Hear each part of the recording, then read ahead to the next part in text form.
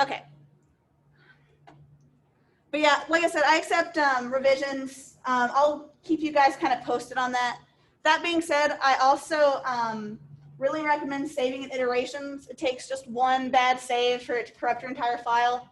I'd rather you lose like an hour's worth of work than 5 days worth of work. So save often. That way, if something does happen, you can turn a play blast in and get at least partial credit for something. I do offer extra credit. It's fall, so you get a little bit extra credit this semester. I do participate in Inktober. So if you do Inktober through the entire month, you get 5 points extra credit. What was Inktober? You draw a drawing once a day. I also accept 3D models once a day that have been rendered. So if you're like, I'm not artistically inclined, you can make a 3D model. I'll count that.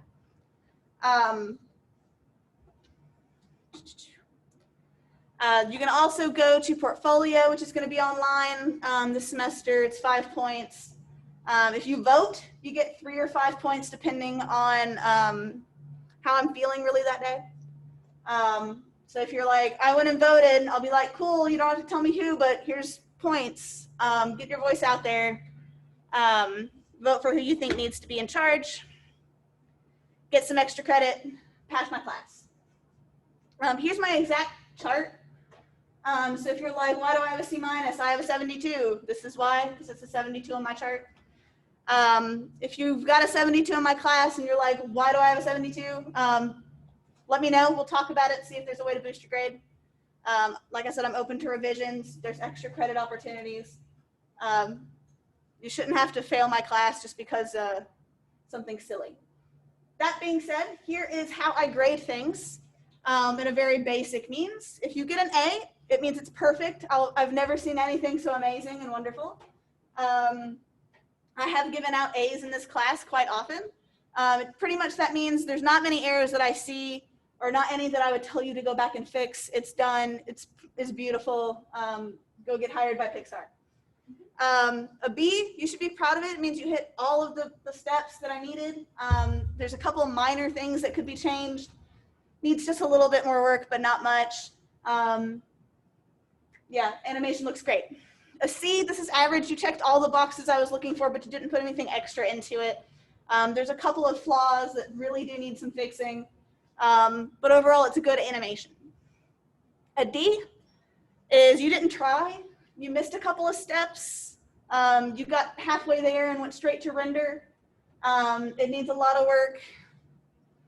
Pretty much if you don't put effort in, you'll have a D. And an F in my class means you pretty much just didn't turn it in. I used the example that it did actually happen is they were supposed to render something that was kind of like a circle. It was really cool. They turned it in on a sheet of paper. They drew a circle. I thought that would be enough. I told them no. They failed. Put the effort in. You'll pass my class. We do critiques in here every time we turn in a project, whether it's just me throwing them all up on the board and going through them and showing you guys kind of the differences between everybody's and what you could change, or we'll do it on Zoom where everyone's in the Zoom and we'll all be looking at each other's and giving each other's feedback. That being said, critiques aren't personal attacks. If that starts to happen, I will shut it down. We don't want to tear someone apart because of personal stuff. This is how to make people better. It's not meant to be personal. So if you're saying that someone's work is bad because they're bad, that's not something we want in here. Don't cheat in my class. Academic misconduct, don't cheat. I'll know. It's happened. I caught people. Don't do it. I don't want to fail anybody because they cheat. Don't do it. I've had friends that they accidentally plagiarized when they were here in school and they still have never gotten jobs in the industry. Don't do it. People find out. Other than that, class conduct, I try to be casual in here. You don't have to come in like in suits. I'm not going to lock the door at like 2:15. That's silly. I don't know why teachers do that. It's just mean. That being said, don't be swearing, don't be slurring, don't be racist or anything. I will yell at you and kick you out and tell you to come back when you've grown some manners. But other than that, I don't think anyone's going to be like that. I know a lot of you, so just be aware. Don't do that kind of stuff. Be nice. If you have a special accommodation, just let me know. I'll work with you. I am visually impaired myself. So if you're also visually impaired and you're like, I do actually need to sit closer, just let me know. I can work with you. Even if you have other types of disabilities or anything like that, just let me know. I'll work with you. Mask policy. You do have to wear a mask. It needs to go from the top of your nose to the bottom of your chin when you're in here. If they start feeling uncomfortable and you're like, I really need like 10 minutes without this mask on, feel free at any point to just stand up and go outside for a little bit outside the building. We've got that balcony out there that's nice and shaded. If you just need to be like, oh, I can breathe. You don't have to tell me that's what you're going to do. You can just stand up, go out there, and then I'll catch you back up if I can figure out that's what you've done. But definitely wear them. If you forget them, we have extras downstairs with Radina. Sometimes we have them extra up here. I don't see any right now. So if that is something that happens and you get out of your car, you walk all the way over here and you're like, oh no, I forgot something. I won't yell at you, but I'll direct you to go get one. Other than that, you guys are all sophomores, I hope. You all know the digital media lab roles. They're for Digim students only. Don't be bringing your friends in here. That being said, my wife will find a way in here. It happens every semester. I don't know how she gets in. The doors are now open, so it's a little easier, I think. Don't be bringing food or drink in here. That being said, I have a water bottle right here. If you can shake it and nothing comes out, then you can bring it in here. If it's got like a pop top, those aren't really safe for computers. If you spill on it, it's gonna be bad. Don't be bringing stuff that's like a McDonald's cup in here. Don't want that to be spilled either. We have new computers. They're really nice. They're snazzy, just out of the box a couple weeks ago. So don't be moving them or breaking them. You're paying for them, they're expensive. Don't be taking them apart to try to move them closer together. We have to keep the space, the plague. Don't let other people in to the DMC if you don't recognize them as being digital media students. I'd hate for it to come out that you swiped somebody in and they were the ones that came in and stole every computer in here in the entire department, and then they find out it was you, and then you get charged with all the computers. That would be rough. Don't do that. Don't copyright stuff in here. Do that at home. If you're gonna do that kind of thing. Don't be disruptive. Don't go up to someone else's computer and start poking their screen and moving their mouse and typing on their stuff. That's not nice. You wouldn't want someone to come in and ruin your render. Don't do that to other people. That being said, don't use like 8 machines to render on, especially this semester. We have extra computers on the render farm. We're also gonna have a better video, I think, for the render farm starting this semester. Pretty sure Marty's working on a nice new version of that video that I've probably pointed at least one of you to in the past to use a render farm. That being said, we also, a lot of these computers are used for people that are remoting, using that AWS software and the remote desktop. So be aware that if you take up too many computers, you're pretty much saying someone else can't work. Yes. So is there a way we know if somebody's remote using a computer before we get on? Yes. So when you go to log in, if someone's already using it, it'll say that someone's logged in, and it'll be like, would you like to boot them off? I'd prefer it if you guys said no, but pretty much all that'll happen is you'll log in and all their stuff will be there. And that's not nice. You don't want that to happen to you. So other than that, be nice to each other. Read that code of ethics if you haven't already. It's pretty much just be nice. Don't be mean, that sort of thing. And if you want to see other policies that ETSU has going on right now, you can click this other link. It's got some cool stuff on there that I wasn't sure that actually was going on campus down with this whole COVID situation. So it's got some interesting information in there that you guys should definitely take a look at. Okay. Other important things. This is what D2L I think looks like for all of you. Give or take one that's in the wrong section sitting right now. That's just kind of hanging out. Yours looks slightly to the left. I post a lot of news on here. There's been a change to how to render inside of Maya. I was just sent the videos right before class. Yes, Alex, you can use the render farm when you remote. Yeah, you have access to the server on there. It's pretty sweet. It's pretty much like being here, I'm pretty sure, except for you're not actually here. The Amazon machine, I don't think so, but if you're using the other one, I think we have available for students. That one will allow you to write, pop in the render farm. All right, so this is D2L. I post stuff here. Like I said, there's something that's been changed with rendering in Maya. There's a new button. 2020.2 has a new button that changes how the color space inside of Maya works. It's really neat when it works great. It's really upsetting when it works terrible. So I have 2 videos that I'm going to post to this news section today. I was waiting for the videos from Marty to be done. They are. It pretty much shows what it is, why you got to turn it off or on, and if you want to play with it or not. Pretty much it says when you render, either the lights work awesome or the lights work terrible. Also, in the content section here, I have a whole bunch of stuff. You can find the syllabus here, all your assignments, but I'll also be posting the videos directly from when I stop recording in here to a YouTube, my YouTube, to post inside of this. I also have some cool files in here. These are all the files that I'm going to be giving you. That falling objects compressed zip file is actually your project 1. So those of you that are remote, if you'd like to download that, you can go ahead. If you do have access to the server, I'll show you where that's located there. I also have some reference on here. You'll see all of these by the end of lecture today, but they're on there for if you are working from home, so you have access to them a little easier.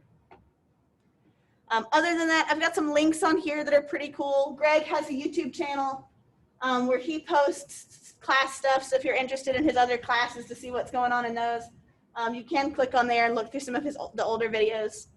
I also have some places where you can get some rigs, and I'm pretty sure eventually I'm going to have some other videos in here for you guys to play with. I have all of my personal notes that I used to teach this class on there. That way, if you like to like take notes physically, you don't have to. I've written them out for you. These are the exact ones I used to teach this class. So that's all there for you. Now, let's get into the fun stuff.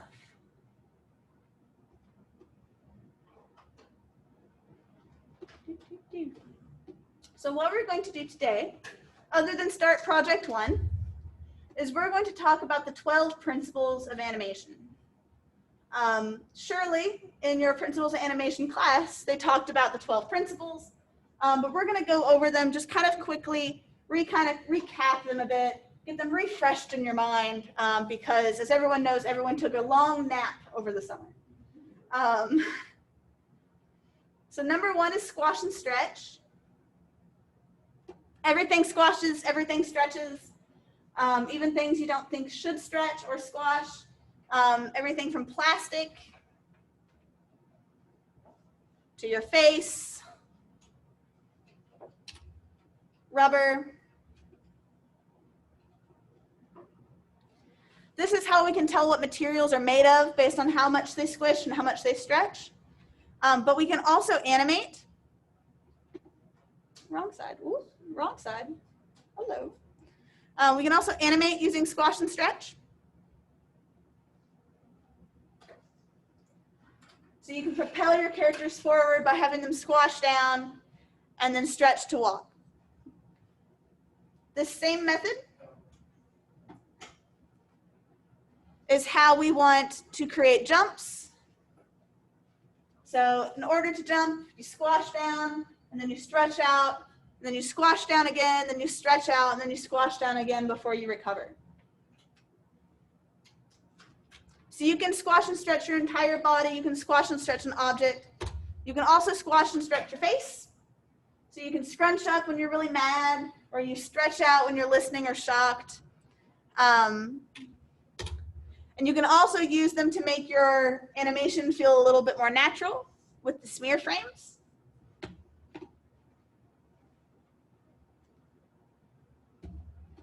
But the main thing with squash and stretch is that you want to make sure that you're having the natural forces used upon them like gravity. You're also retaining your size and your volume. If your volume seems a little off, your animation isn't going to feel as natural.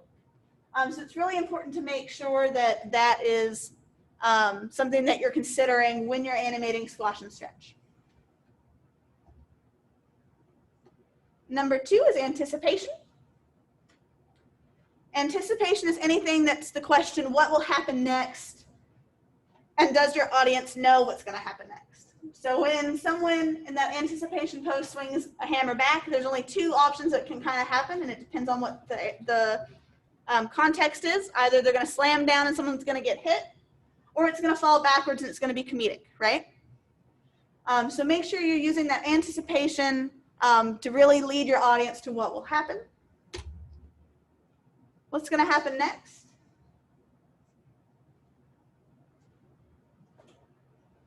It's going to get pounced, right?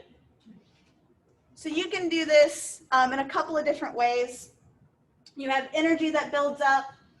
You have an action that as human beings, we know something's going to happen after that. If you see a pitcher wind back, they're not just going to drop the ball, they're going to throw it. If you see someone reaching or looking into the fridge, 9 times out of 10, they're going to grab something.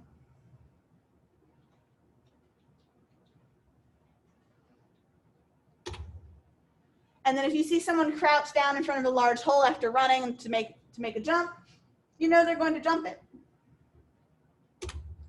So make sure you're using that anticipation to lead what the next action you're going to animate is.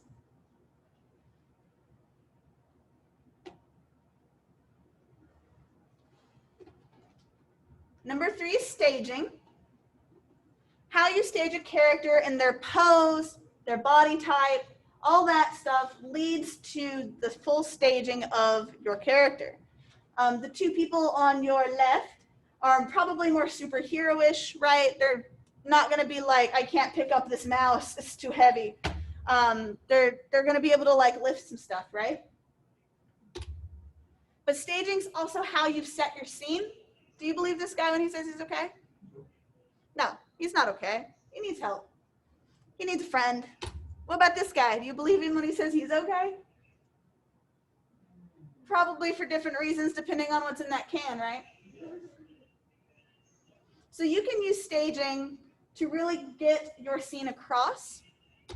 You can also use other tools such as silhouette to make sure that your pose and your scene is clear. So you can tell this guy's standing there, his arms are out. But if you turn him just slightly, this is the same pose. It's a lot less clear, doesn't really appear as clear as this first one. It's nice to have poses that seem easy to read. That being said, this one is a bit of both. You can definitely tell he's pointing, he's got his hand there, but you don't know if he might be holding like a bucket of flowers, or if he's pointing with his other hand, like the little finger guns. We don't know, but it's still a stronger pose than this one. Something else to be aware of is audiences are distractible. You can really direct their eye based off of what you want the scene to be focused on. Definitely be using your rule of thirds. So with this scene, we've got Syndrome, Mr. Incredible. Your eye always pulls back to either Mr. Incredible or Syndrome, no matter where you look. You really want to make sure when you're crafting your poses and your stage that you're having the audience's eye go to where you want them. Same thing with this one. You can really see the rule of thirds here. Syndrome's hand and his face are always at a point of thirds, and your eye is always dragged back to them. Same thing with here.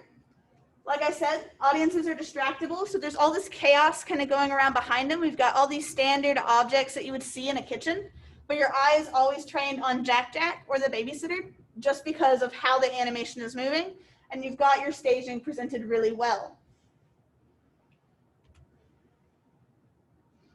Same here, your eye is always drawn to the exact pose that you're looking for.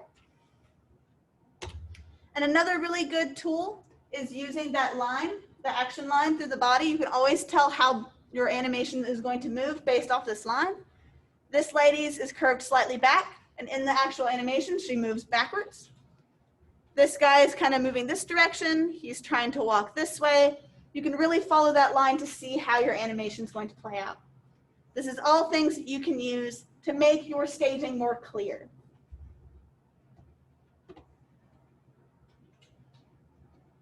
Number 4 is straight ahead or pose to pose. Straight ahead is things like stop motion, sand art.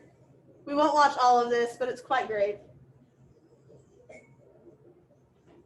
Lawrence, I thought Longwood has been too long. How have you been? Hey, Wilbur. We figures keep a face. I was going to devour the world. Not devour.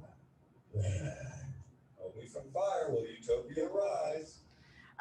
So if you're going to be using something like stop motion and the straight ahead method, you're taking one pose, then the next pose, then the next pose in order all the way to the end. Whereas with pose to pose method, which is the method that we will be using most often in here, is you are crafting one pose on one keyframe. A couple of keyframes later, you'll have the next big pose, and then so on until you have your animation completed. So this would be on like frame 1, frame 5, frame 10, 15, 20, 25. And then you would have someone go in behind you, or in your guys' case, more likely than not, it'll be Maya, as your in-betweener. These poses are really important to make sure that they're staged well. That way it'll make your animation easier to actually change and move as needed. These are your key points to your animation. Same with the jump. You have your base, your up, and your down. And then you have your in-betweens, which are those stretching poses. So you would create frame 1 and 5. Your in-betweener would go in and make sure that the animation is flowing correctly. And depending on how those frames are oriented will depend on how quickly things move.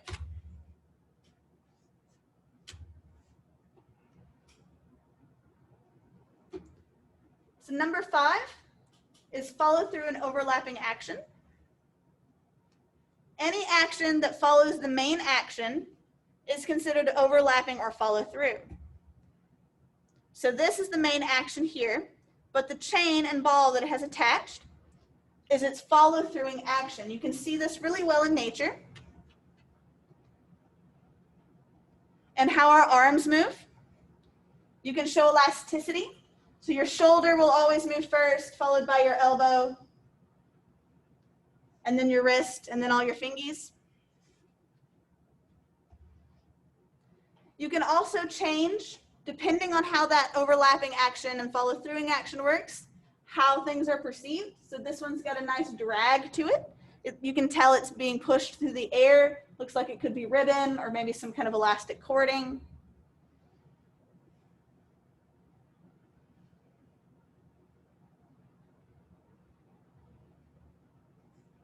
That same animation, but with a slightly different overlapping action, makes it a lot more rigid, more like a car antenna or a piece of wire. It has less bend, less flow, less drag. How you change that overlapping action will decide how it appears to your audience.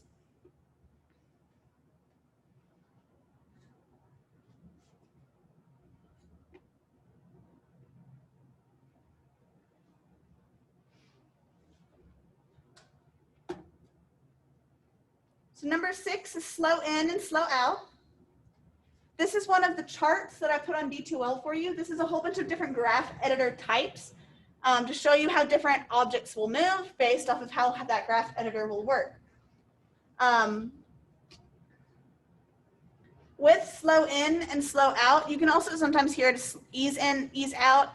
It means the more objects or the more keyframes you have in one spot will mean it's slower, and the less keyframes you have in another spot means it's faster.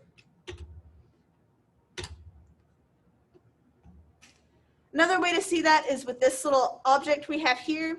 The top one is constant. These are keyframed at the exact same rate. They just have different curves. They have different slowing in and slowing out. This first one in the middle here will start off slower and then speed up. And this third one will start off faster and slow down. but they all start and stop at the same time.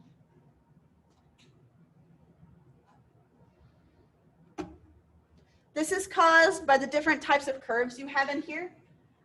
This top curve will show you how to slow in an object. The other one will show you how to fast in, so it'll go faster toward the end.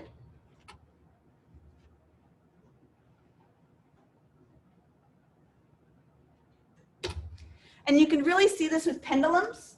If you've ever pushed a pendulum, it'll always try to swoop down a little slower, and it'll always slow down on the edges, it seems like, and it'll go faster down through the center, slow down on the other side. Which leads us into our next, which is arcs. Everything in nature slowly tries to become a circle. There are some straight edges, but in motion, most things are pulled back down to earth. You can see that in natural motions, these guys playing and fighting, how their arms have moved, have built an arc in the water. You can also find this in things like cannons and bullets. Eventually, it will peter back down to earth in an arc eventually. This is something fun.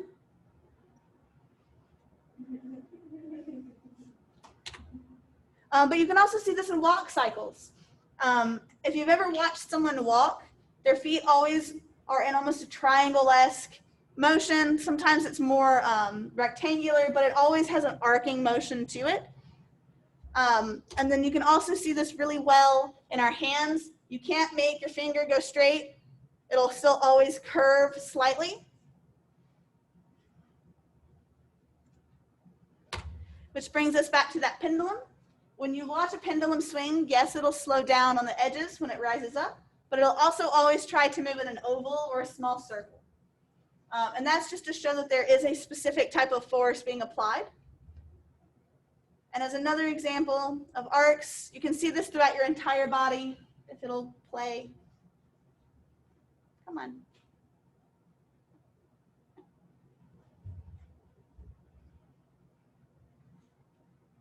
There we go. So if you follow his nose, he's got an arc there where it starts and stops. His hand, his belly, all have their own arc associated with them to make it feel more natural in his movement.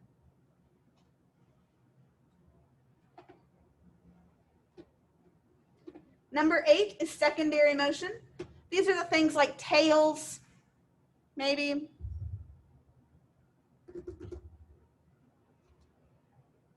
I don't know why it's giving me problems now.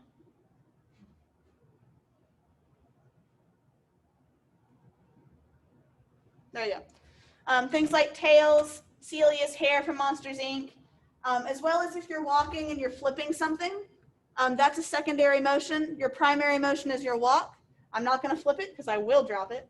I've tried that in other classes and it always fails. I've learned from my mistake. But it's any other secondary motion. Can it be other things like hair, your clothes, hats, anything that's secondary to your main animation. Number 9 is timing. So you can change your timing just by changing how many frames are in your animation. So this one is 100 frames. So it takes 100 frames to move the ball from one side to the other. But doing that same animation in 10 frames is a lot faster. So make sure you're paying attention to how quick you want something to move, and you can always change it later if you feel like it's too slow or too fast.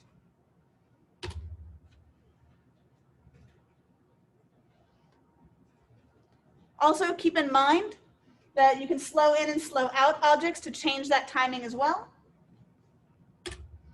And here is a different style of graph to show you in how keyframes would work as a slow in, slow out, or an even.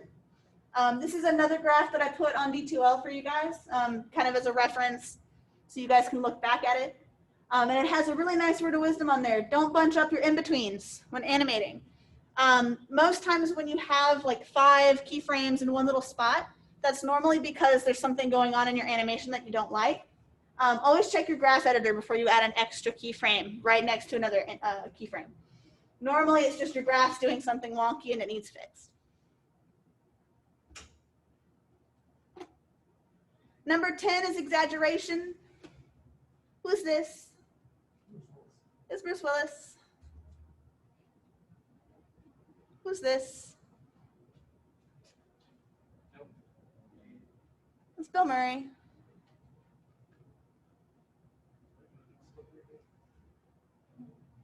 Who's this? It's Bugs Bunny. So Bugs Bunny is very expressive. He's very exaggerated. When he's having a freak out, he's having a freak out. And when he's sad, he's very sad. Make sure when you were creating your emotions and your animations that you're putting in enough exaggeration to get your point across, but also sometimes a little bit extra to throw in to really drive it home. So when Bugs is sad, he's really sad. He's got those big crocodile tears. And when he's freaking out, he's really freaking out. We will have an entire lecture pretty much based around exaggeration and pose a bit later in the semester. But I like to think of it like this. If there's a spider and you're outside and you're having a picnic and the spider's like way over there, you're like, that's a spider. That's okay. He's over there. It's good. And then a couple minutes later, he's like on your picnic blanket. You're like, all right, Mr. Spider, go away. You're freaking me out. And then again, he's on your sandwich. You're going to really freak out. And then you're going to freak out more if he's on your sandwiches. It's right here. So think of it in kind of steps of exaggeration. You can always push it a little bit more, and then you can always go back if you need to. Number 11 is solid drawing. Number 11 is also known as personality in 3D.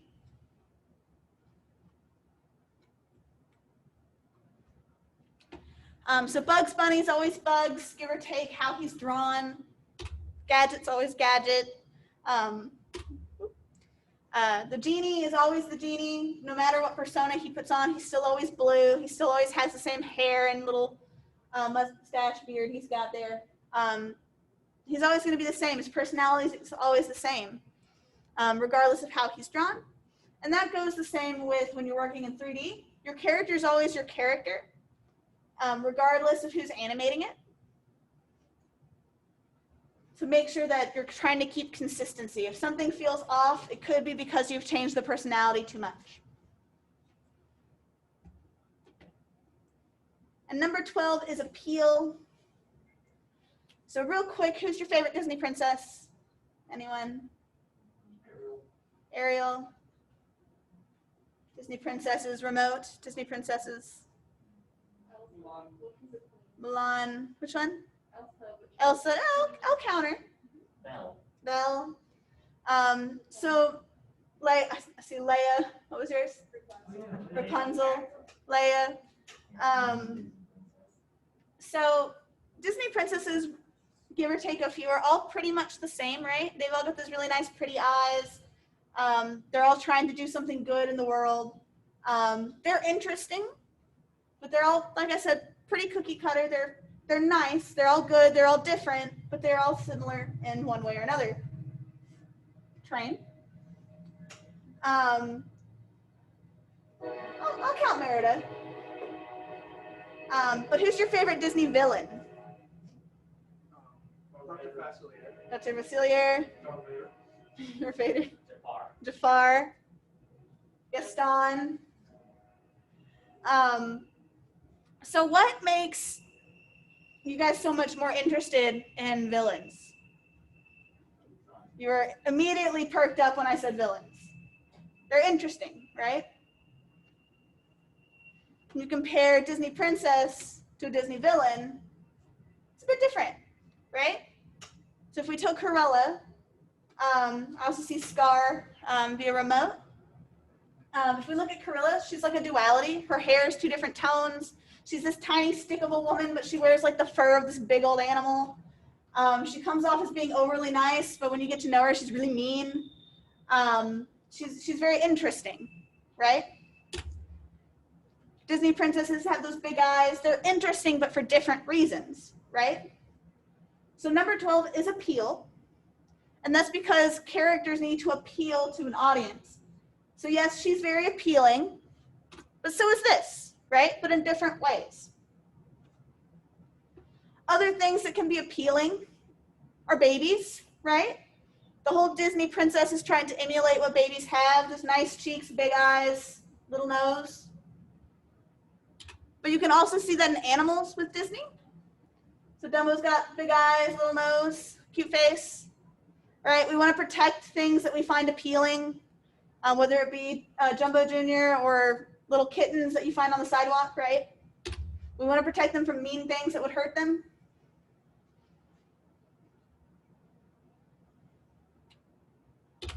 Just look at that face. If you saw this on the side of the road, you'd stop. But other things can also be appealing. Betty Boop is considered very sexy in her time. So appealing doesn't also just mean interesting to look at. It does mean sometimes sexually. It can be any type of thing that can draw your audience in and is appealing to them. That's kind of the biggest thing with an animator. You can control how people have emotion. When Mufasa died in The Lion King, everyone gets real sad, but an animator controlled how much you liked Mufasa. They controlled how sad you got by making him be so still, right? So think about that when you're animating. How can you use the appeal of a character? How can you use the animation to appeal to people to like that character at any given point?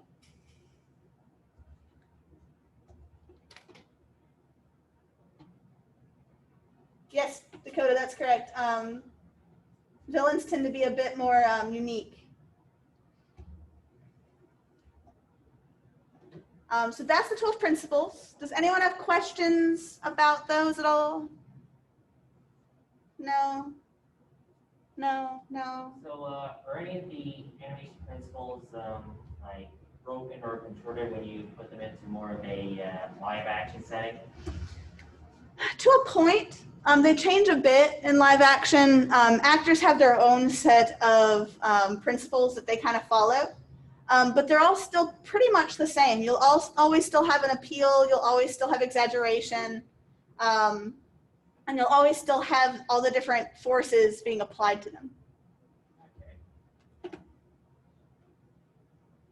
All right, so let's get into some fun stuff. Go ahead and open up Maya.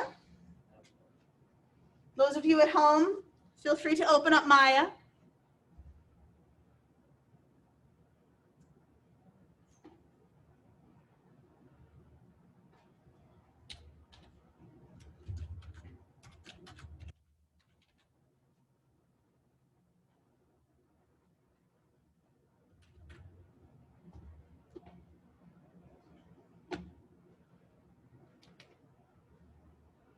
Now I mentioned that we're going to be starting Project 1 today.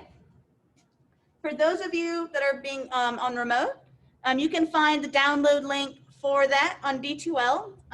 It's this falling objects file that I told you guys you might want to go ahead and download.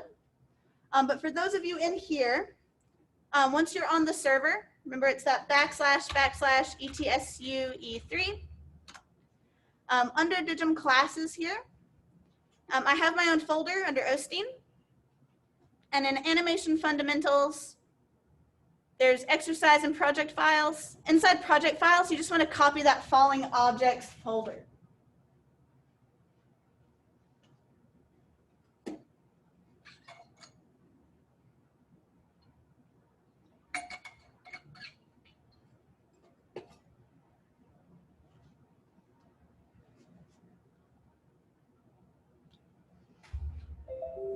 Once you get that copied, make sure you copy it somewhere else. Don't be using the one I have in my folder. It happens sometimes, but if that happens, I do delete that file after I've left and then recreate it. Yes. I don't know if I bought a Oh, so we discovered this. You got to plug it into the back. For some reason, these aren't working, and we're trying to figure that out. So if your hard drive isn't showing up here in the front, plug it in the back. It's a bit confusing.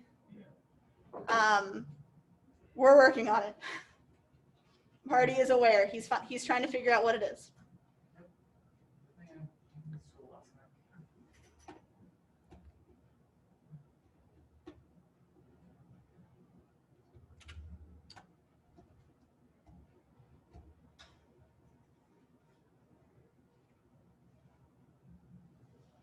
And then once you get this open, let me know.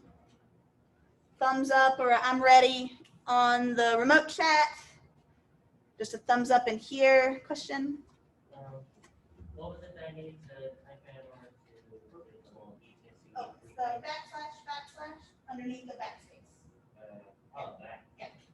ETSC. Thank you. Yep, and then it's digital classes, OSCE, animation fundamentals, and then you want project files. Thank you.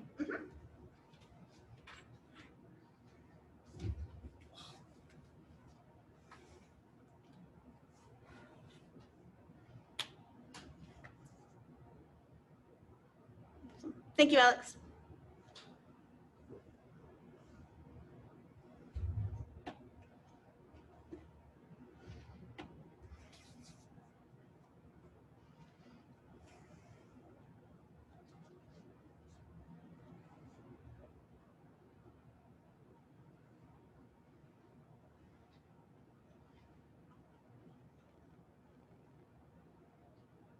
Has anyone ever gotten a song in your head and then no matter what you do, it's a bop and you're just bopping along? Yeah. I got the Fall Guys soundtrack stuck in my head. It won't go away. It's been 5 days. Some help. All right, so everyone got this up and running.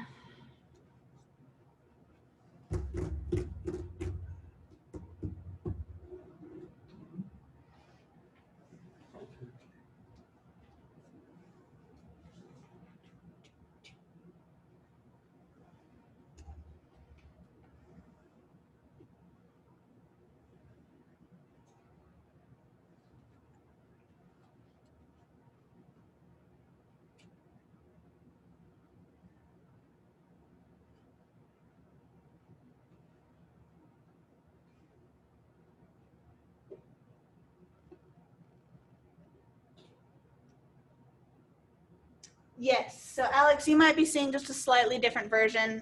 That's okay. I think I uploaded a slightly changed one, but that's all right. So once you open this up, the first thing we need to do is over here on the channel box, you want to make sure your ground layer is locked so it's an R and not transparent.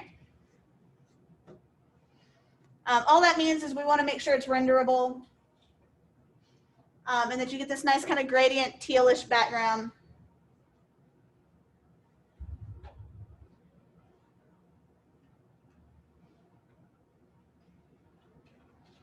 And that way when you pan around, it's a little easier to see your objects.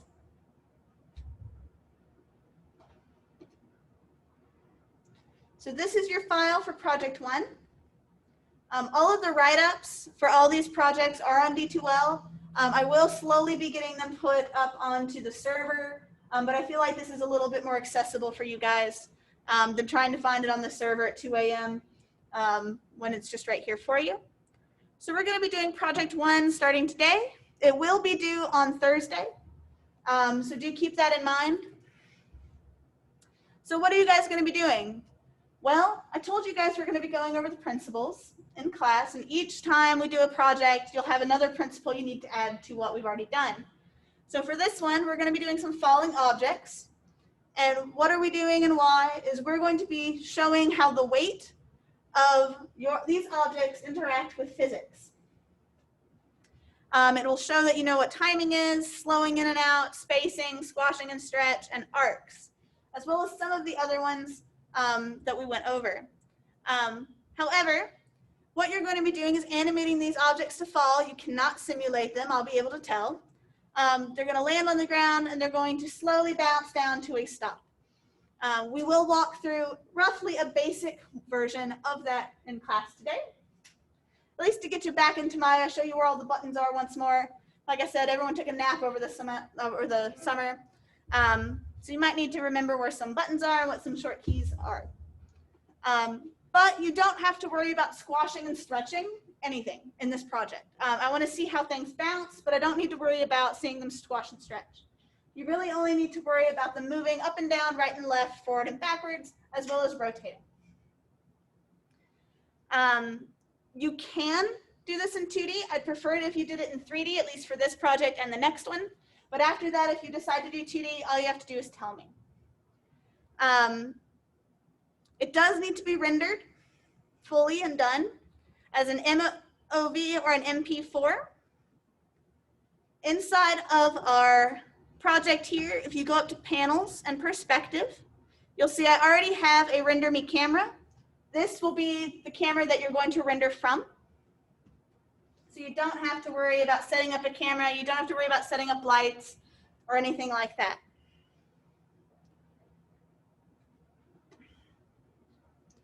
But something I do want you to be aware of is on here and on all of the project files, I do have this little thing that says if your file is over 50 megabytes or the big stuff, pretty much if you rendered AVI, I'm not going to grade it.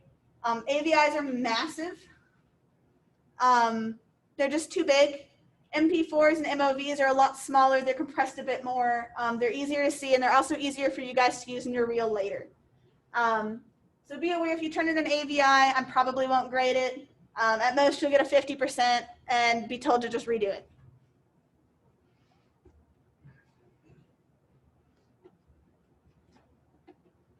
Any question over what will be due and when? You can move the camera slightly. I prefer it to stay roughly where it is, but if you need to tilt it up or down or just a little to the right, that should be okay. Okay.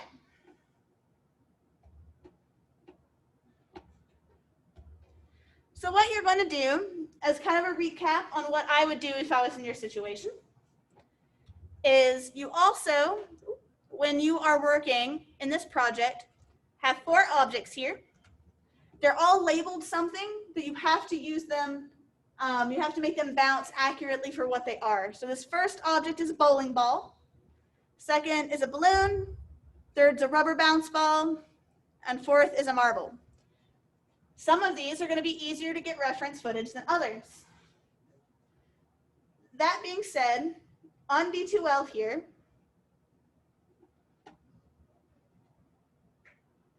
in that reference section, I have a bowling ball bounce. This way you guys don't have to buy a bowling ball and drop it on your concrete floor. We've done it for you. And I'm pretty sure the bowling alley wouldn't like it if you're like, hey, can I take one of these bowling balls outside and drop it? It's for my homework. They'd probably be like, no, go home. So we have that here for you. You don't have to worry about doing that. I do recommend going to the Dollar Tree, buying some cheap balloons, blowing them up yourself, and dropping them and recording it.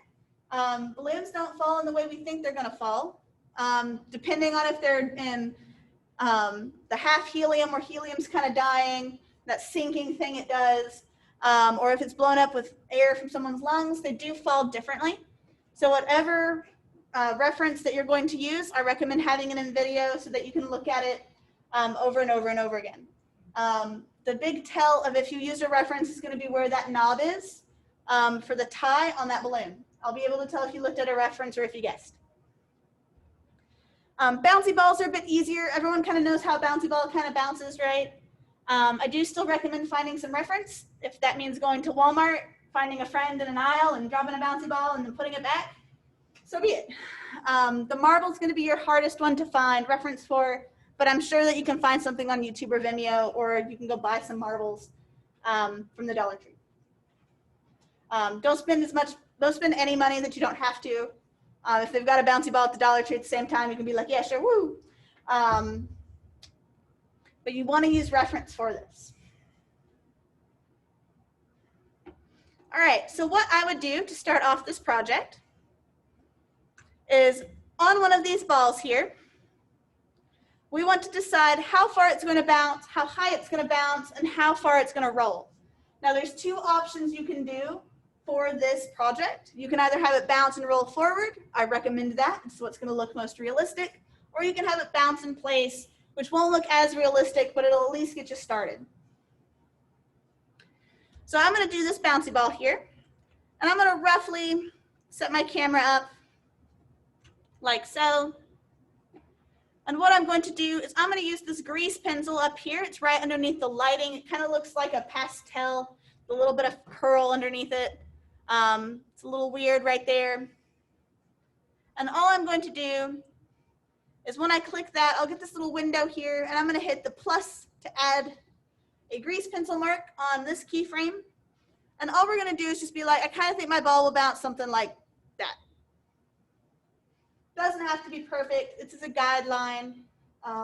Regardless of how it works, it's going to end up a little bit different no matter what we do.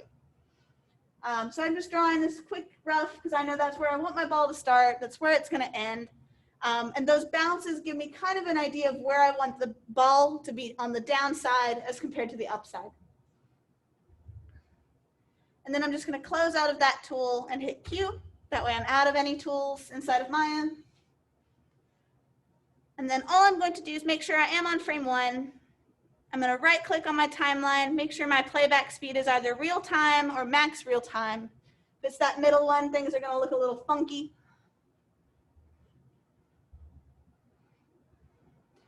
And then all I'm going to do is click on this rubber ball and hit S to set a keyframe.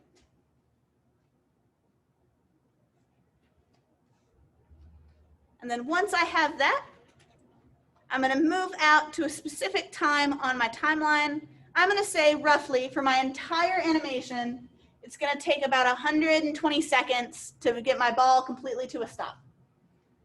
That's going to take some editing. It's going to take some moving around some keyframes. But as of right now, I think it's going to be about that amount of space.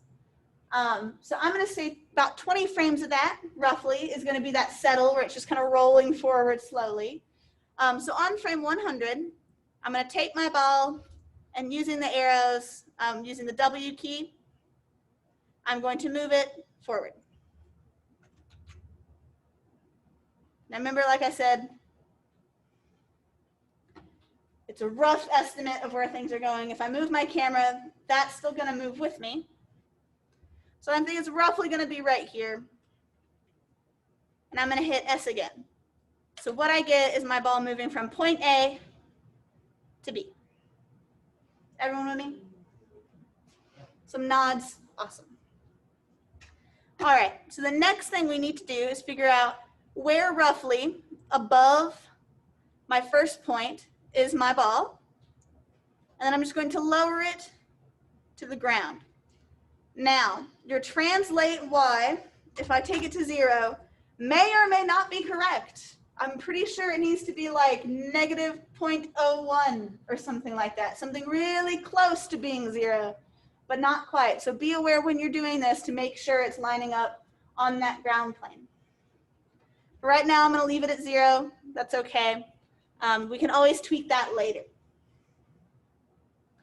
So on this frame 42, I'm going to hit S on the keyboard. I'm going to set that keyframe because this is roughly where that's going to be. Same thing on the next one. Everywhere there's a down spot on my ball bounce that I drew, I'm going to set a keyframe. Here, here, here, and here.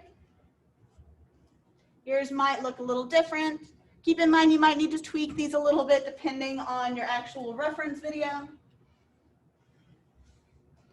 And then once we have those keyframes set, if we hit play now, our ball is going to go right down to the bottom and just kind of coast along. Perfect ball bounce. No.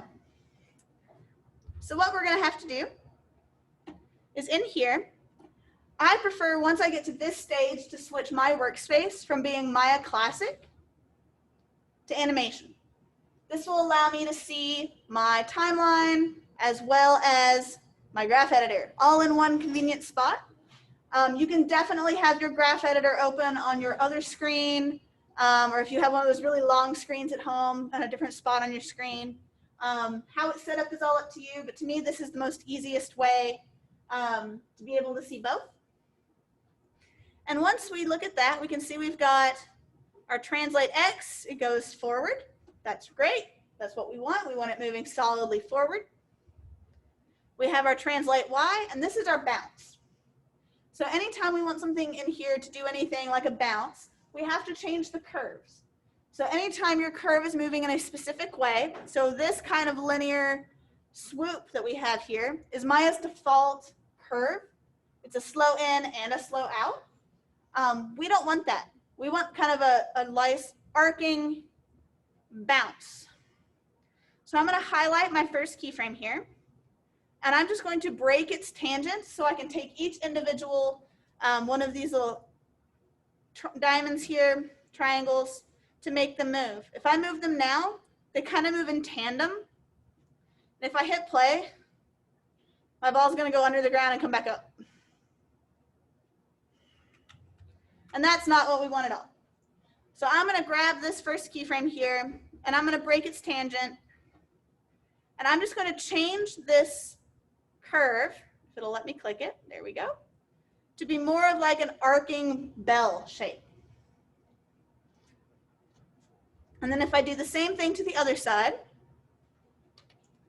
and hit play, this first time it hits the ground, it'll bounce. Boink. And then it swoops back in that slow in and falls all the way to the end. So we want to do that for all of our bounce spots, right? So I'm just going to click and drag and highlight all of my other ones except for my very last one. Break all those tangents and then do the same thing. I'm going to lift all of these to get that kind of bell shape.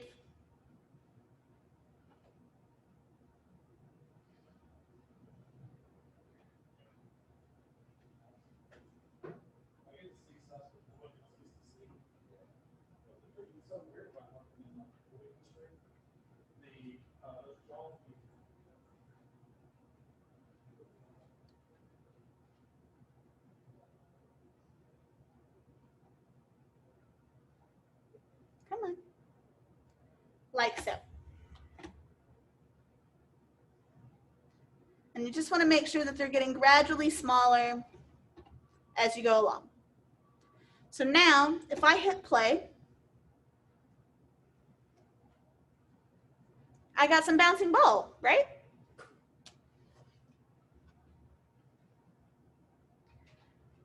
So I'm going to hide this grease pencil. See, there's a couple of ways you can do that. You can either click back on your grease pencil here and erase it. That takes some time. You can also hit the negative button. It'll immediately erase it. But if you still want to keep it for later, you can also come up here to show. And down here at the very bottom is grease pencil. You can toggle that off and on. So I just went ahead and erased mine. And here's my ball. Boing. So I might have to change how some of the ball bounces bounce. I might have to add another one, depending on my reference video that I'll find. And there is our bouncing ball. Now something else that we need to do with this ball is it needs to be able to rotate, right? If you drop a ball, it's going to go whoosh, right? It's going to kind of roll end over end. So the first thing we have to do is I'm just going to zoom in a little close to it so I can see how it's rotating. And over here on my channel box, I'm just going to click and drag inside of rotate to see which direction my ball needs to travel in. So it's not X, it's not Y, it's definitely the negative Z. So what I'm going to do is I'm going to come over here, down here in my graph editor, and on that rotate Z, I'm just going to delete all of my internal keyframes just by hitting the delete key. So I have frame 1, which is 0, and frame 100, which is also 0. But I'm going to actually change that last keyframe on my rotate Z here to be negative 360. That way it'll do a full rotation forward. And then reset that key. And it's a really subtle change.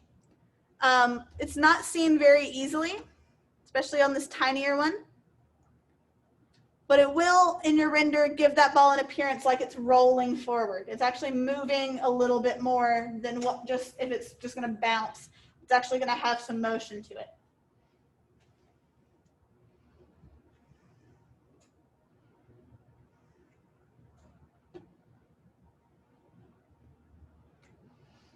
Any questions at all about that? Oh, so when I click on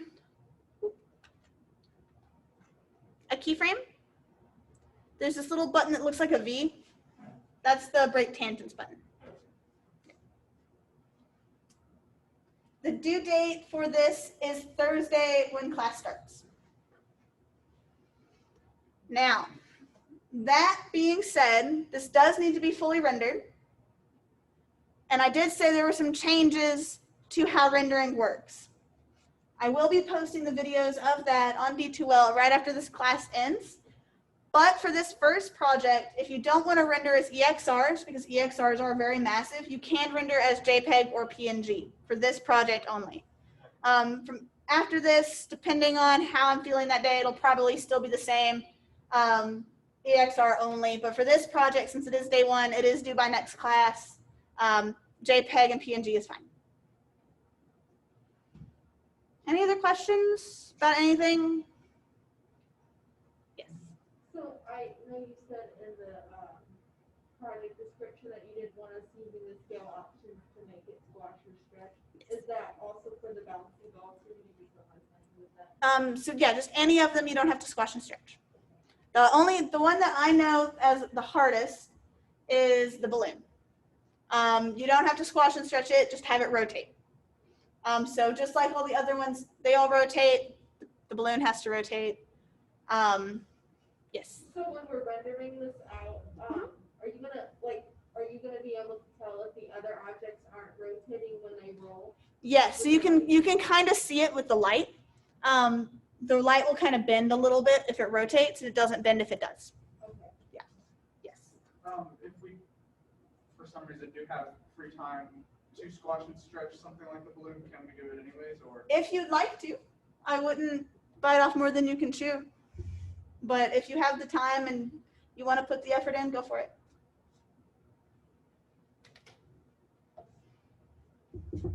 Other questions? Alex, MOV of EXRs? Yes, you're right. You got it. Any other questions at all? Okay, so that's all I have. You've got about an hour-ish of class time, give or take. So you can feel free to stay, work on stuff here. You can go home if you need to. I'll be here for a little while.